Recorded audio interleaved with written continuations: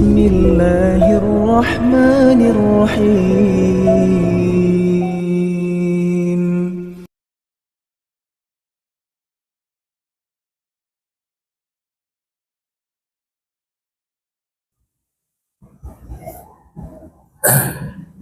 Assalamualaikum warahmatullahi wabarakatuh.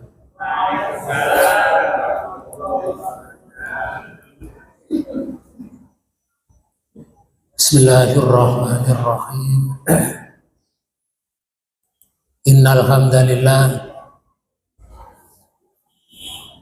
nahmaduhu wa nasta'inuhu wa nastaghfiruh wa na'udzu billahi min shururi anfusina wa min sayyiati a'malina.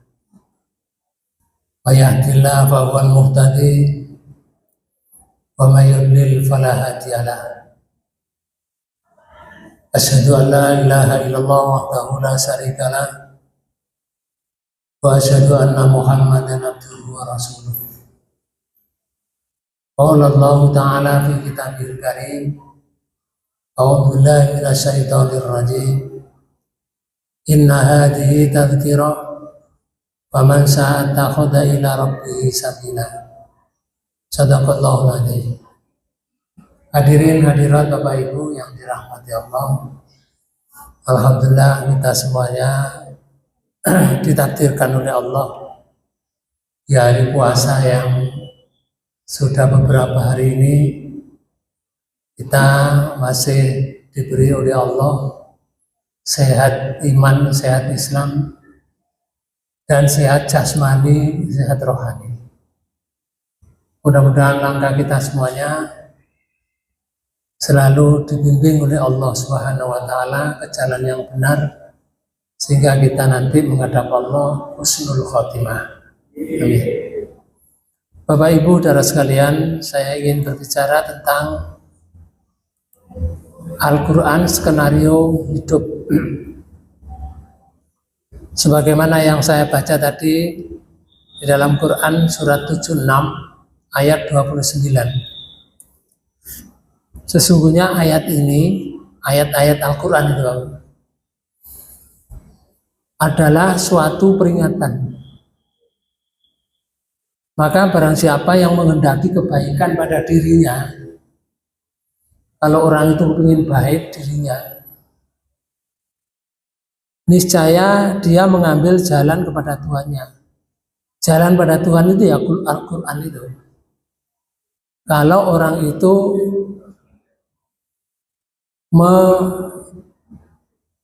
mengambil jalan pada Tuhannya, berarti orang itu menghendaki dirinya baik. Ini yang pertama. Kemudian yang kedua, di Quran surat 81 ayat 27 sampai 28. Allah menyatakan begini. In huwa illa dzikrul lil alamin. Al-Quran itu tiada lain hanyalah peringatan bagi semesta alam. Panjenengan tahu peringatan itu apa? Kalau di jalan ada tanda cat putih diberi panah hijau ke kanan gitu, apa itu artinya? Cat hijau ya, seng black gitu ya, terus diberi tanda panah ke kanan, itu artinya apa?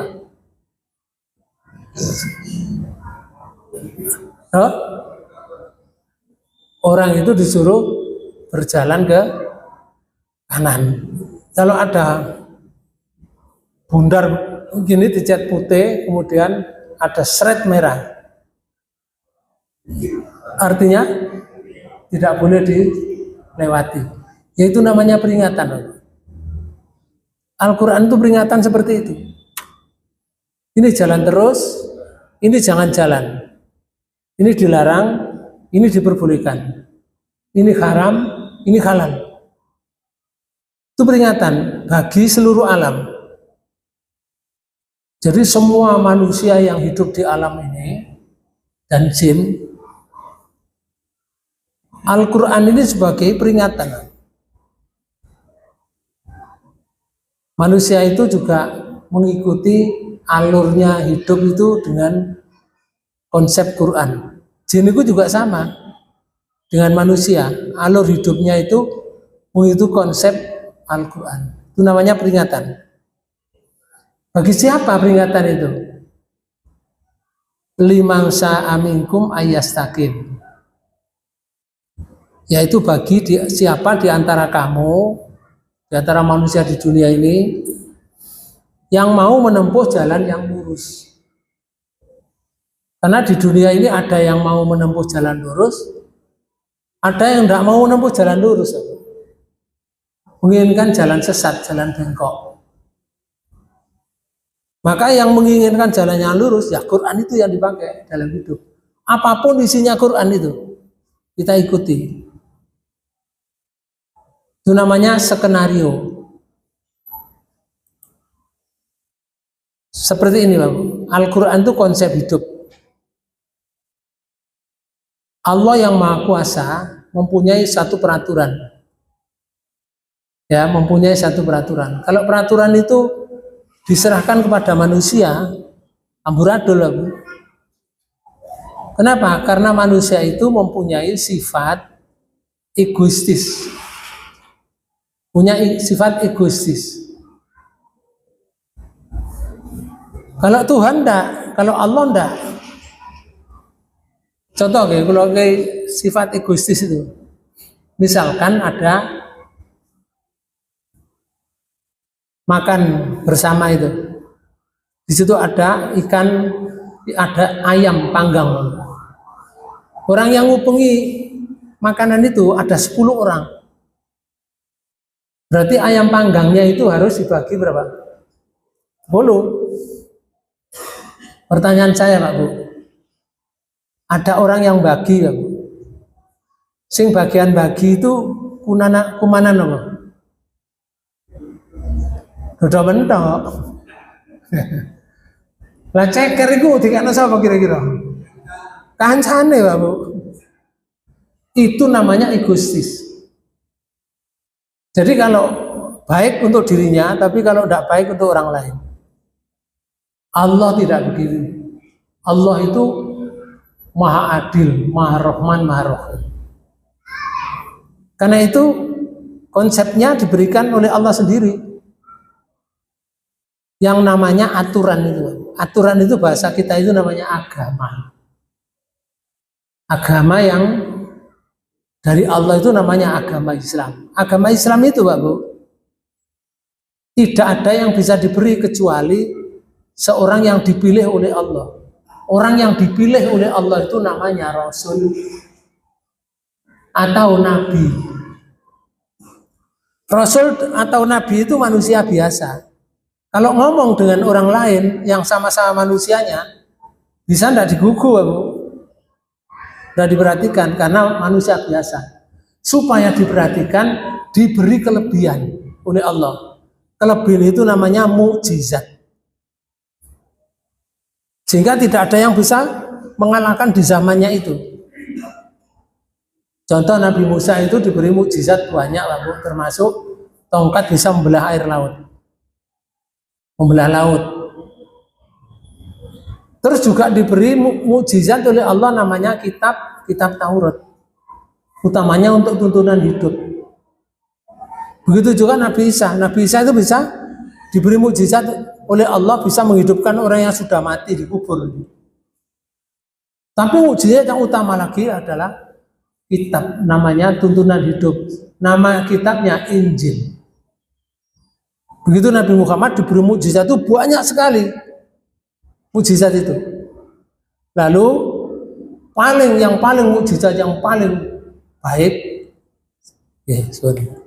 adalah mukjizat kitab Al-Quran yang dipakai tuntunan hidup ini. Nah, kitab Al-Quran itu atau kitab suci yang lain termasuk Taurat, kitab Injil, kitab Zabur, itu semuanya adalah mukjizat para nabi, mukjizat para rasul. Tujuannya apa? Kitab-kitab suci yang lain termasuk Al-Quran itu adalah satu, pedoman hidup manusia. Yang kedua, jalan hidup.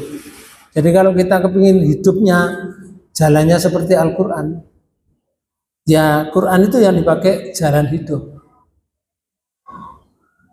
Kalau kayak contoh ya, di Quran itu ada kalimat pembagian waris di surat 4 ayat 11 ayat 12. Ayatnya panjang, saya ambil poinnya aja. Nek ono wong keluargae mati satu, misalkan istrinya yang meninggal, suami pembagiannya seperempat. Nek duwe anak, suami. Nek gak duwe anak oleh bagian setengah.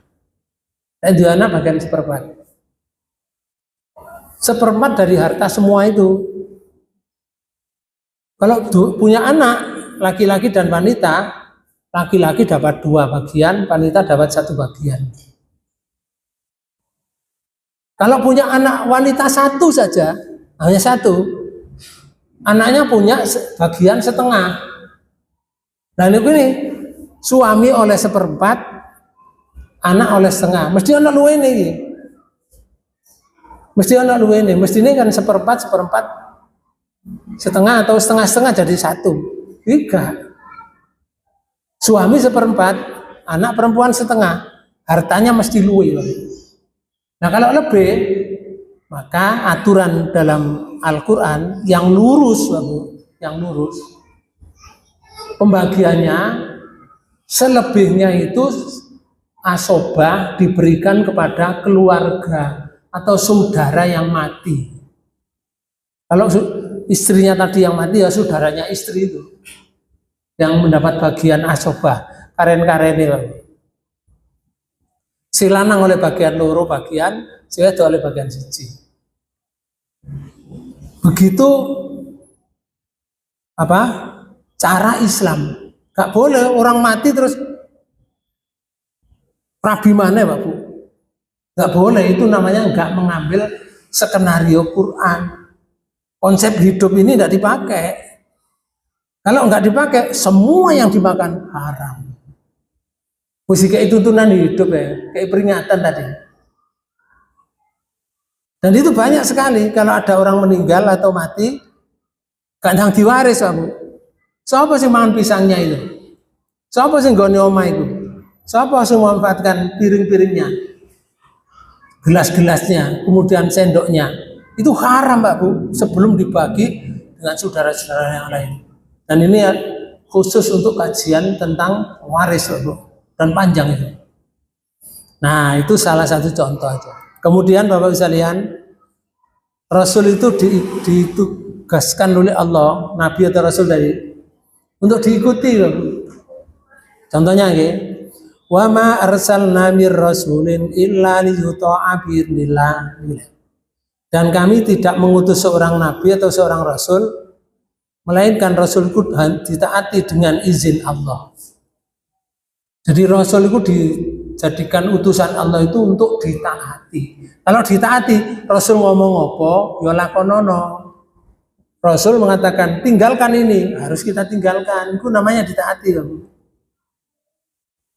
Makanya rasul itu statusnya, karena orang yang dipilih oleh Allah, maka apa saja yang ada pada diri Rasul itu jadi teladan. Dan Al-Quran mengajarkan keteladanan atau ditunjukkan oleh Allah secara global. Apa saja yang ada di dalam Rasul itu adalah suatu teladan. Misalnya di Quran surat 33 ayat 21. Allah menyatakan gini, laqad kana lakum fi rasulillahi uswatun hasanah. Sungguh telah ada pada diri Rasulullah itu teladan yang baik bagimu yang mengikuti Rasul. Yang mengikuti Rasul. Yaitu siapa? Yaitu orang-orang yang mengharapkan rahmat Allah. Itu ada di Rasul, contoh atau teladan. Nomor 2, dia mengharap kedatangan hari kiamat, artinya berharap di kiamat nanti akan mendapatkan kebaikan. Ya di Rasul itu ada teladannya. Orang itu tandanya Pak Bu, kalau meneladani Rasul, banyak menyebut Allah, zikirnya banyak, istighfarnya banyak, takbirnya banyak, tahlilnya banyak. Napa tahlil niku napa? La ilaha illallah. Takbir, Allahu Akbar. Istighfar. Ngono banyak Pak Bu. Tandane wonge sing berkiblat kepada Rasul, keteladannya meniru Rasul, itu tandanya seperti itu. Nek wong meneng ae, dulinan HP ae, duduk tandane itu, Pak. Nggih, dulinan HP ku masih 3 jam lah. Betah, ayo ngaji ngene sak jam, angop ping 17 susah. Guru sak jam iki angop ping 17 kok boleh ngaji. Kudu buyar ae ngono. Tapi lek nonton HP mbok 3 jam lho kan. Gak angop belas kok. Moto yo benter ngono san. Ngantuk lho, wayahe turu sakjane. Nyekel HP gak sida turu aku. Ngantuk ilang. Ya. Wonten niku sedaya tiyang napa sebagian tiyang? Sedaya. Sedaya tiyang, Pak Bu. Termasuk sing ngomong niki. Lah sing dijak omong padha. Cuma ngeten, kita harus punya apa iki filter Pak Bu, mana yang harus dilihat, mana yang tidak, harus bedanya di situ. Betul. Kalau kan dia filter delok wae Pak Bu. Informasi apa yang ada di HP itu yang tidak bisa diakses, semuanya bisa. Wong goleki tafsir Quran itu, metune duduk iku ya Pak Bu. Wong sing gak klambi-klamben iku sing metu. Apa gak kaget Pak Bu? Terus misalkan tidak dilihat, apa gak Pak Eman jadi ini? Bisa terjadi Pak Bu itu. Nah itu tergantung filternya, muat apa enggak. Bapak dan Ibu saudara sekalian, lalu pesan Allah, lek ono ngone Rasul iku diperintahkan oleh Allah kepada Rasul, lakonono. Lek dilarang oleh Allah, larangan itu diberikan kepada Rasul, tinggalan. Mana dasarnya? Surat 59 ayat 7. Di tengah ayat mendingatan. Wa ma atakumur rasulu fakhudhu wa ma nahakum anhu fantahu. Dan apa yang diberikan Rasul kepadamu karena dari Allah itu, maka terimalah. Ojo ngene. Lah iku Rasul mesti ae Rasul kok ya iso ae. Awake dudu Rasul, bukan begitu. Itu namanya krisis keteladanan. Gak iso menteladani. Dan apa yang dilarangnya oleh Rasulullah, karena Rasulullah itu dari Allah, melarang itu dari Allah, Pak. Bukan karena karepe dhewe mboten. Rasul itu yang diucapkan itu setiap hari niku wa mayantiku anil hawa illa wahyu yuha. Dan tidaklah apa yang diomongkan Rasulullah itu dari hawa nafsunya sendiri, enggak. Illa wahyu yuha, kecuali wahyu Allah. Sing langsung tekok malaikat Jibril ku jenenge Al-Qur'an. Kalau tidak melalui malaikat Jibril jenenge hadis. Jenenge hadis qudsi. Dan yang dibimbingkan kepada Rasulullah itu adalah hadis. Jadi kalau Rasulullah mengatakan tinggalkan, ya tinggalkanlah. Karena Rasul itu utusannya Allah. Lalu Bapak Ibu sekalian, tanda mencintai Allah itu ada di Rasul. Caranya apa? Kalau kepingin mencintai Allah, ya kudu mencintai atau mengikuti Rasul. Kalau tidak mengikuti Rasul, itu tandanya tidak mencintai Allah. Contoh di surat 3 ayat 31. Qul in kuntum tuhibbunallaha fattabi'uni yuhibbukumullah wa yaghfir lakum dzunubakum wallahu ghafurur rahim. Katakanlah ya Rasul, katakanlah pada umatmu, suruh katakan begini. Jika kamu benar-benar mencintai Allah, syaratnya ikuti aku. Syaratnya itu. Kalau kamu kepingin mencintai Allah, syaratnya ngikuti aku Rasul. Kalau nggak ngikuti Rasul, nggak ngikuti Rasul, berarti nggak cintai Allah. Karena itu, lek ngikuti Rasul itu jenenge cinta Rasul. Rasulullah menyatakan gini, man ahabbani, barang siapa yang mencintai aku, nanti di surga ma'iyah, bersama dengan aku. Hadisnya itu lengkapnya gini,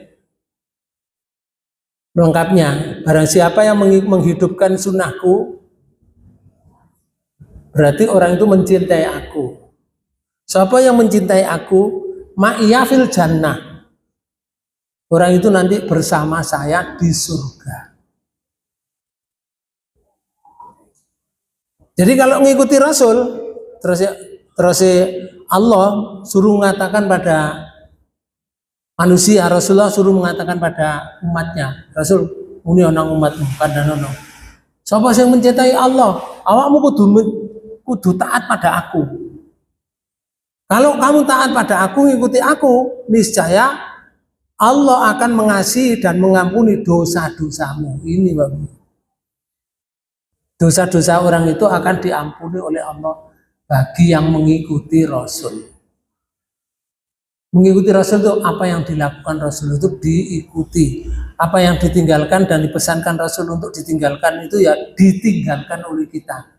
Bukan semampunya, lek ninggalkan itu wajib ditinggalkan. Tapi lek mengikuti kadang-kadang iso, kadang-kadang setengah iso, okay. Kadang iso titik. Gak apa-apa lakonono itu. Ngoten.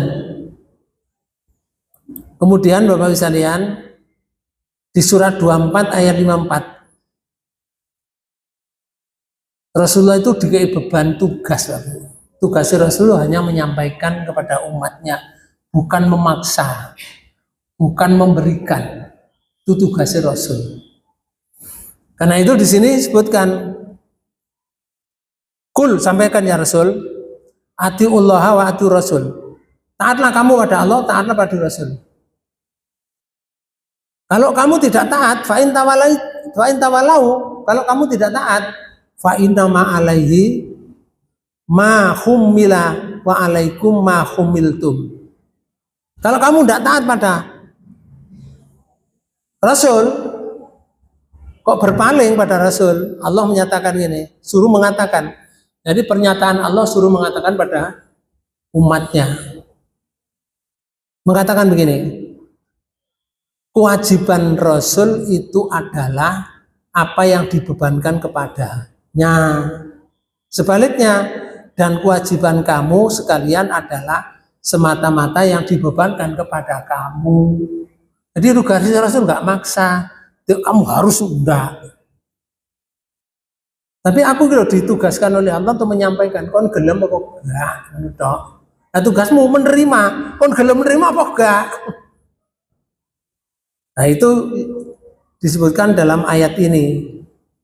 Makanya di akhir ayat ini ditegaskan oleh Allah, wa ma 'alar rasuli illal balagul mubin.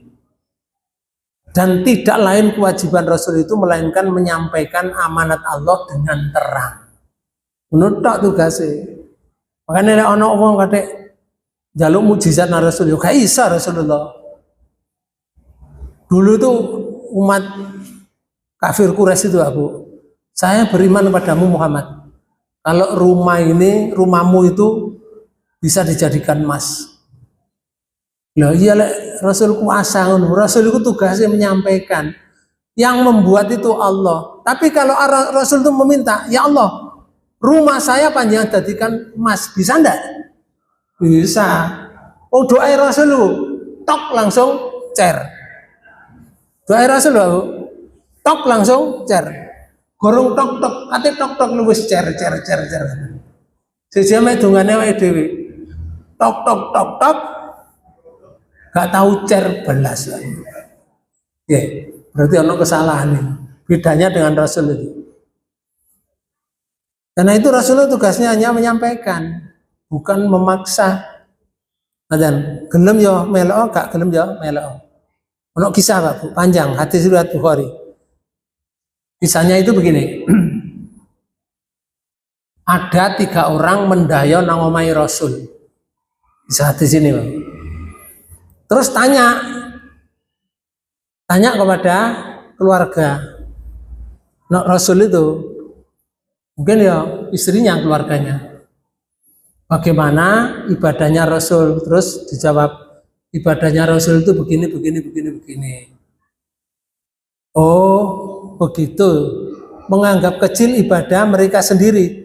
Ada, berarti aku kecil ya ibadah jian. Terus saya kita aku tak ngungguli Rasul. Wonten Pak Bu. Bagaimana dengan kami? Nabi itu sangat rajin ibadah. Padahal sudah dimaafkan oleh Allah dosa-dosanya. Hari wong telu itu berjanji ini. Salah satu di antara mereka itu berjanji yang pertama, saya akan selalu sholat sepanjang malam. Penting dong sepanjang malam, kata sholat terus. Terus di situ ngomong ini, saya akan berpuasa sepanjang tahun. Gak leren poso terus jangan. Nomor 3, saya akan menjauhi dari perempuan. Saya tidak akan pernah menikah seumur hidup. Nomor 3.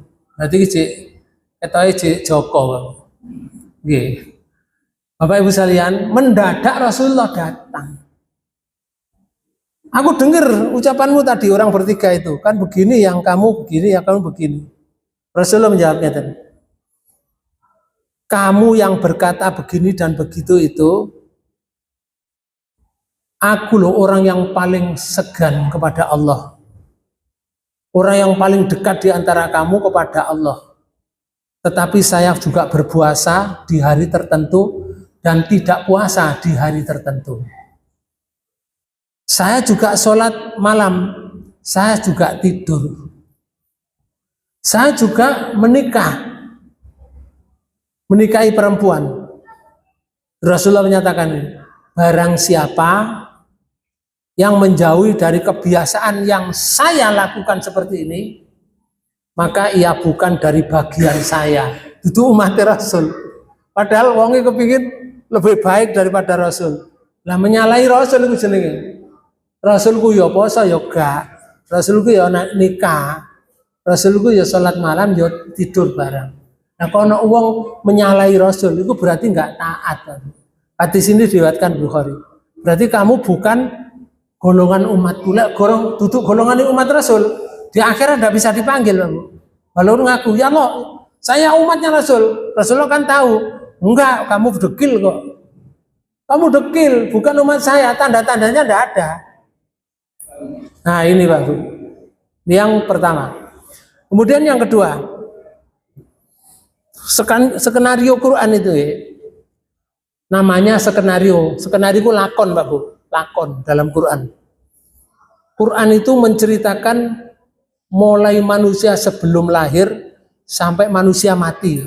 Diceritakan semuanya. Jadi perbuatan kita itu tidak ada yang lepas dari Quran. Kalau yang mau mengikuti. Tapi kalau engkar, ya sudah lepas itu namanya. Nah kalau kepingin hidupnya tadi, yang pertama tadi. Kalau kepingin mendapat kebaikan hidupnya, ya ikuti Allah. Kalau kamu kepingin mendapatkan hidup itu, mendapat hidayah dari Allah, ya ikuti Quran. Ini contoh, okay? Kita semua dulu sebelum lahir, Pak Bu, dikabarkan oleh Allah di surat 7 ayat 172. Itu pernah disumpah oleh Allah. Di gampangannya, fulan, kon jangan metu nang dunya. Terus ngomong ngeten Allah. Wa asyadahum ala anfusihim. Alastu birabbikum. Apakah saya ini bukan Tuhanmu? Jawabnya awake dhewe, Pak. Biyen ditakoni saiki yo Kak. Yo gak ero ngelali utawa masih gak lali yo gak ero, Pak Bu. Ngoten lho, gak merasa. Tapi ditunjukkan dulu itu begitu. Alastu birabbikum, apakah saya bukan Tuhanmu? Qalu. Bala, ya Allah, engkau Tuhan saya. Syahidna, saya menyaksikan kalau engkau adalah Tuhan saya. Berarti karepe Allah ngeten, bener-bener lek urip nang donya ben orang ngakoni Tuhan selain Allah. Ben orang nglakoni Tuhan selain Allah. Gak ngakoni, hanya ngakoni Tuhan Allah saja, Pak. Lalu di ayat 173 surat 7 Allah menyatakan ini. Au taqulu innama asroka abauna min qablu. Tujuan agar hidup itu tidak menyalahkan orang lain. Nanti kalau sudah hidup di dunia, Allah berfirman di ayat 173 ini. Agar kamu tidak mengatakan, cekak muni ini. Ya Allah, sesungguhnya orang-orang tua kami yang mempersekutukan Tuhan kami. Bapak saya yang mempersekutukan panjenengan kepada yang lain, ya Allah.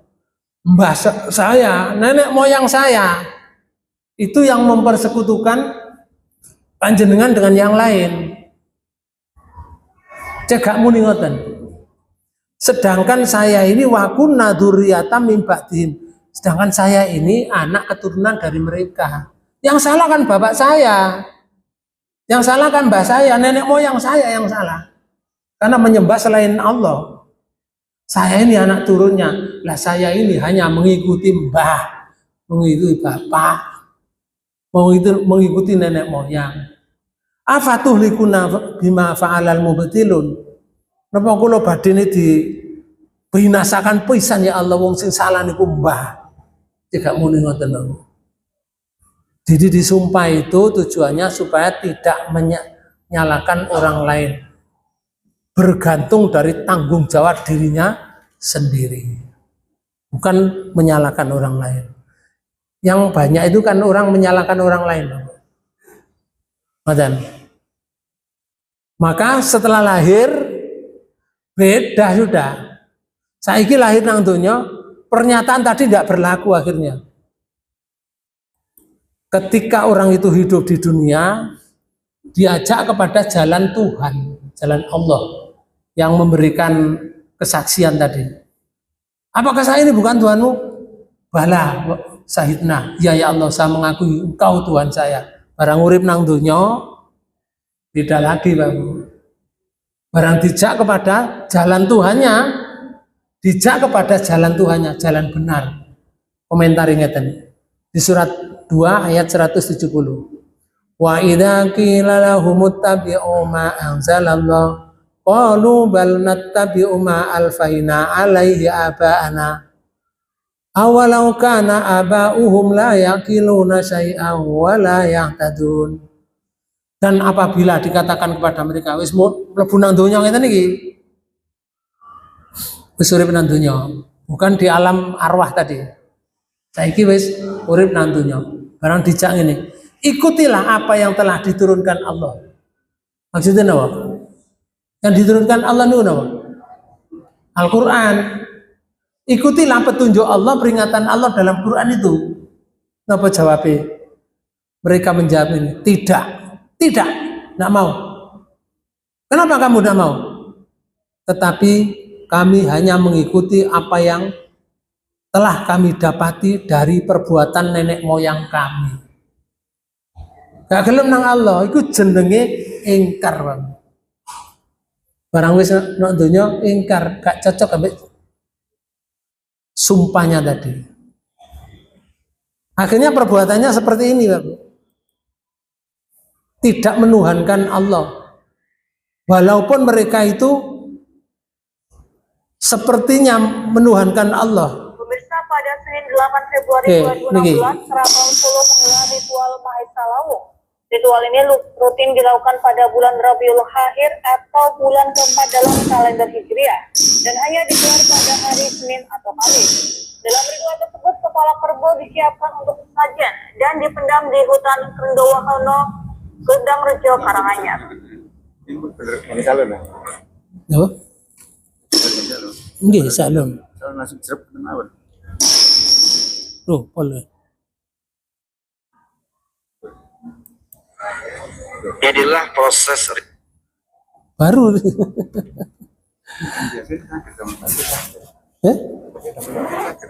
Oh, kok ini tak bisa? Oh, tak bisa kan?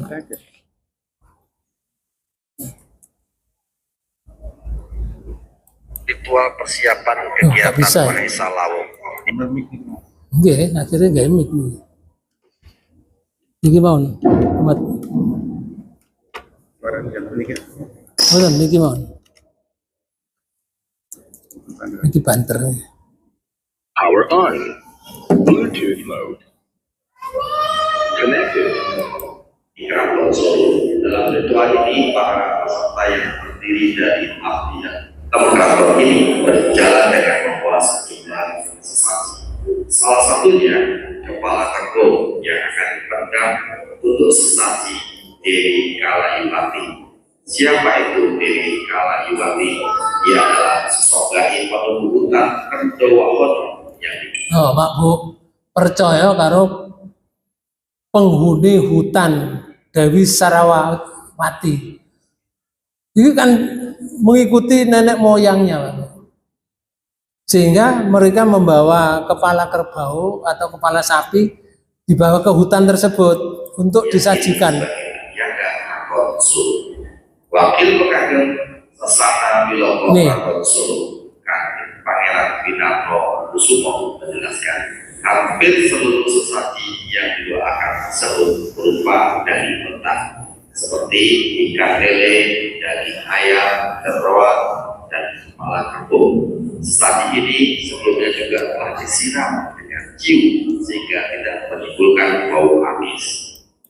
Sesaji tersebut setelah selesai didoakan di Keraton Solo, kemudian kembali diarah menuju hutan Kerdowahono Karanganyar.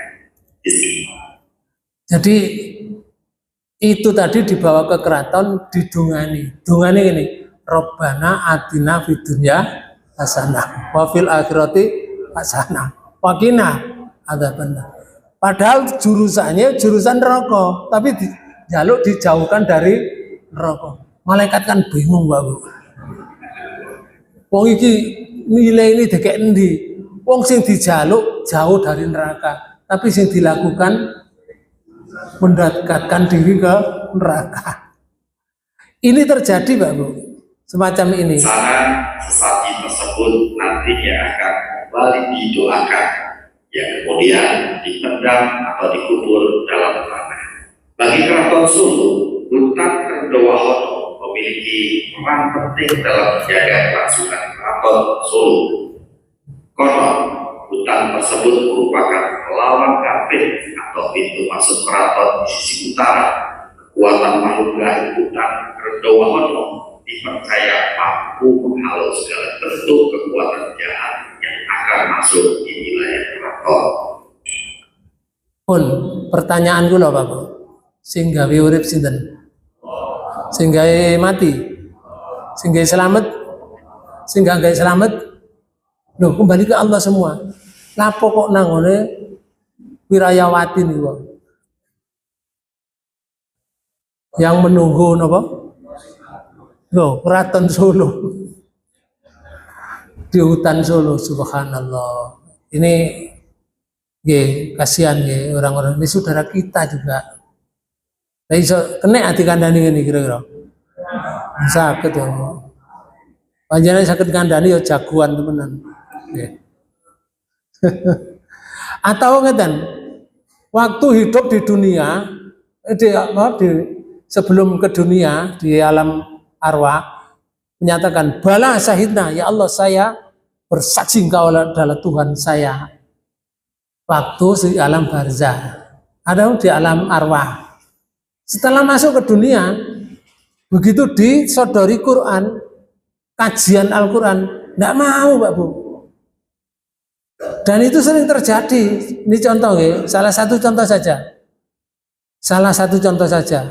Kami akan bawa tenang, Bapak Ibu sekalian, bawa tenang ini semangat semua.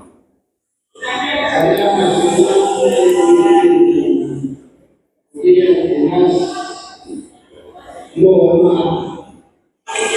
Kalau sebenarnya terjadi seperti ini, tidak terjadi alhamdulillah mengatakan innamal mu'minuna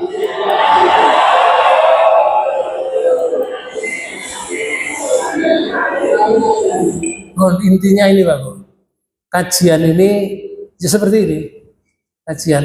Kajian Al-Quran Ustadz Felix dibubarkan oleh mereka, Pak Bu. Biasanya ngomongnya bala syahidna, ya Allah saya menyaksikan Engkau Tuhan saya. Apapun yang Kau firmankan, saya akan percaya. Kan begitu kan? Barang urip nang donya beda. Itu namanya mengingkari Tuhan. Mengingkari Allah. Apa yang dulu pernah diucapkan.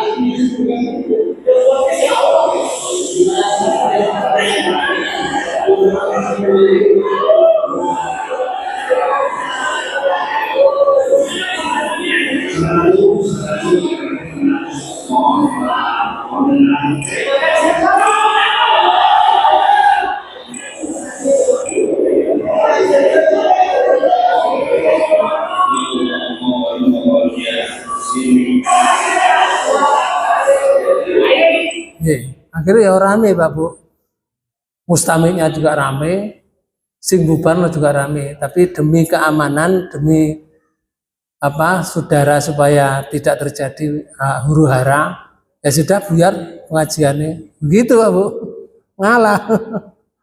Mending ada pengajian mana di tempat lain, ngono ae cukup.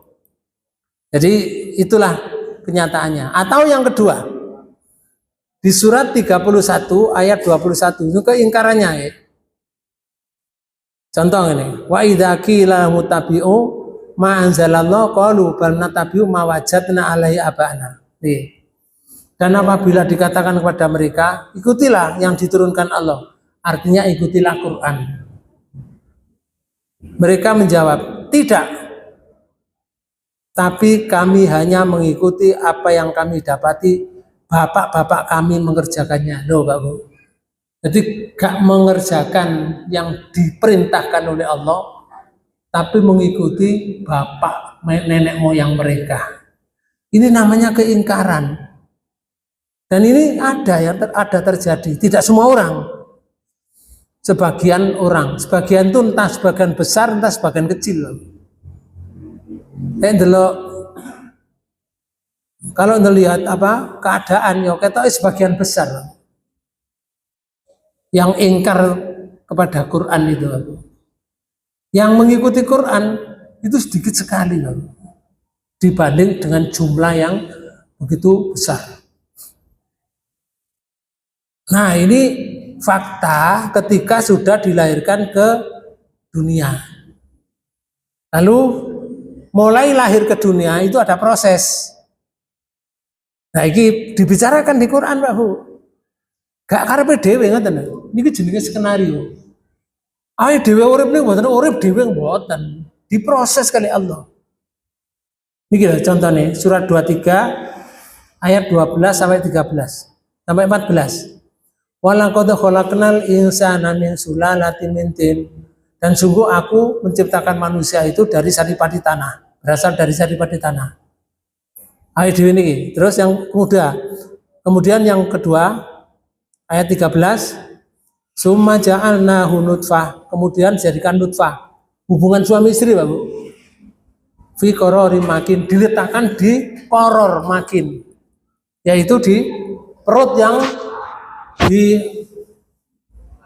sekuat-kuatnya, namanya makin itu tempat yang kokoh, jadi gak gampang ucul. Masih ketindian bal ngoten nggih, mboten copot mriko mboten. Tetep nang jero. Ngoten. Misalkan kerutuan apa ngoten wetenge kerutuan brek ini. Mboten ucul Pak Bu. Mboten ucul. Soale mboten dekek njaba, lek dekek njaba ngene ya bayi dekek njaba ya ucul. Tapi lek dekek jero jenenge qorori makin. Nanti ada waktunya keluar. Kapan ini? Di ayat 14. Summa khalaqnan nutfah alaqah. Kemudian saya dari nutfah itu jadikan alaqah, segumpal darah. Petang puluh dino. Fa khalaqnal alaqah, mari segumpal darah mudghah, tak dadeno segumpal daging. Petang puluh dino.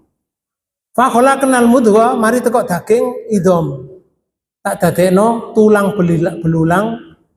Terus idom ini tulang belulang ini fakasaunal idoma, saya bungkus tulang belulang itu lahma dengan daging. Terus summa asnahu angsanahu khalqan akhara. Mari tak bentuk, tak kayak irung, tak kayak moto, tak kayak kuping, tak kayak tangan, tak kayak driji, tak kayak sikil. Semua ada lubangnya masing-masing. untuk makan sendiri, untuk buang kotoran sendiri, diatur oleh Allah. Suma angsa'nahu khalqan akhara. Terus dadi bentuk fatabarakallahu ahsanul khaliqin. Maha suci engkau ya Allah. Ahsanul khaliqin. Zat yang paling ahsan, paling baik pencipta. Dari air loh Pak Bu bisa jadi orang seperti ini. Dari air kita ini, setetes air. Gak terus gede, tahu tulangnya kuat-kuat ini. Boten. Dari air diproses oleh Allah. Dibicarakan di Quran. Mulai semari urip gede, ya. Proses selanjutnya apa? Setelah itu,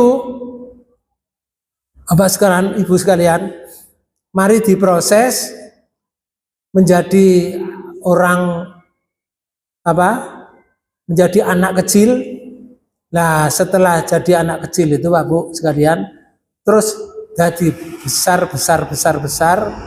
mulai besar, akhirnya Allah diumumkan di surat 40 ayat 87, diumumkan itu, dialah yang menjadikan dari tanah, kemudian dari air mani, kemudian dari alaqah, kemudian dikeluarkan menjadi anak kecil, summa litabaluhu asyudakum, kemudian dibarno hidup, summa litakunu suyukha, baru didadekno dewasa kaya ngene iki.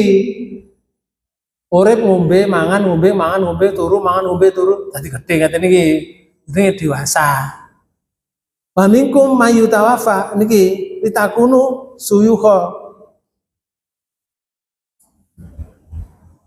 Mari didadekno dewasa. Niki litabul asudakum summa litakunu suyukha. Mari ngono dadekno tua bangka Pak Bu. Oleh semari tua, Allah mengumumkan wa minkum mayyutawafa min qablu. Ada yang saya matikan sebelum tua. Walibat tabaluhu ajalan musamma. Yang demikian itu kami berbuat demikian itu supaya kamu sampai pada ajal yang ditentukan. Jadi mboten urip terus mboten. Wala alakum takilun, ben kamu semuanya berpikir kalau hidup itu ada batasannya. Jangan sombong, mboten bahasa kula Pak. Jangan sombong, bersyukurlah kepada Allah. Kamu kan nanti ada batasan hidupmu itu. Itu pengumuman dari Allah. Nah, Bapak Ibu saudara sekalian, maghribnya jam berapa? Kurang 1 menit.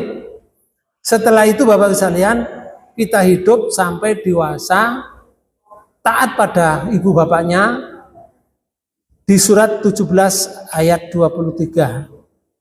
Kemudian teknis taatnya pada bapak ibu itu di surat 31 ayat 15. Dan seterusnya sampai mati. Demikian yang bisa saya sampaikan. Mudah-mudahan pertemuan ini dibarengi hidayah Allah Subhanahu wa taala. Kita tutup pertemuan ini dengan bacaan hamdalah. Alhamdulillahirabbil alamin. Subhanakallahumma wa bihamdika asyhadu an la ilaha illa anta astaghfiruka wa atubu ilaik. Assalamualaikum warahmatullahi wabarakatuh.